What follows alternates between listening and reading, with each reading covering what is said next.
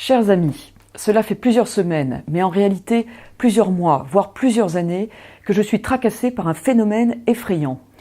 Il y a une dizaine de jours, à Ronques, une commune située au nord de l'île, un enfant a reçu 3 coups de couteau, dont un dans le ventre, parce qu'il refusait de céder son portable, comme le rapporte le journal La Voix du Nord.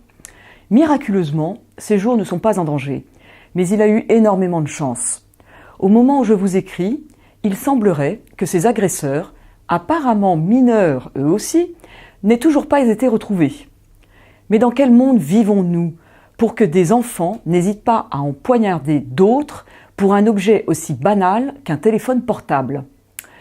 Autre exemple, le 23 janvier dernier, le journal Le Parisien aujourd'hui en France rapportait qu'un collégien de 12 ans avait été poignardé par un autre de 13 ans dans les Yvelines, à proximité de son établissement scolaire.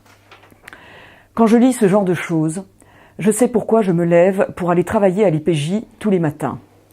Ces faits que l'on nomme un peu vite des faits divers, comme s'ils étaient anodins, banals, se multiplient depuis quelque temps.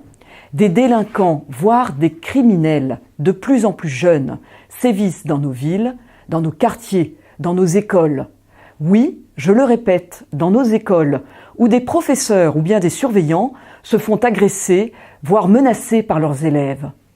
Cette banalisation de la délinquance juvénile, délinquance de plus en plus violente, nous inquiète à l'IPJ.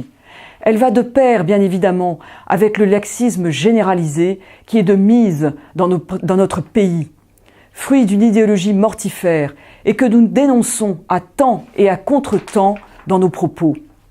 L'Institut pour la justice se bat au quotidien pour une justice des mineurs de plus en plus ferme et surtout plus efficace, notamment en identifiant les profils les plus criminogènes et parfois très tôt.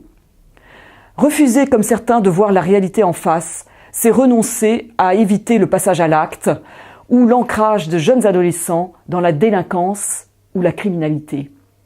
Il est inacceptable de trembler pour son enfant lorsqu'il se rend au collège. Et à l'IPJ, jamais nous ne l'accepterons. Jamais nous ne baisserons les bras face à ceux qui osent prétendre que l'insécurité est un sentiment. Jamais nous n'accepterons que l'on nous explique que ces meurtriers en puissance ou en acte sont des victimes de la société. Nous savons pour qui et pourquoi nous nous battons. Soyez assurés de notre entière, de notre absolue détermination.